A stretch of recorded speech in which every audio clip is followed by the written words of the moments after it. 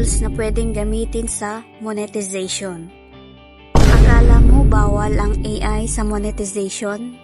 Hindi lahat. Heto ang 3 AI na ligtas at pwede mong gamitin para kumita sa YouTube at Facebook. Una, ang ChatGPT at Gemini. Pwede mo silang gamitin para mag-brainstorm ng video ideas o kaya ay magsulat ng script mo.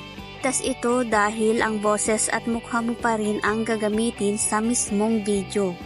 Pangalawa, ang AI features ng CapCut. Gamitin ang auto caption para mabilis magkaroon ng text ang video mo at ang smart trim para matanggal ang mga dead air.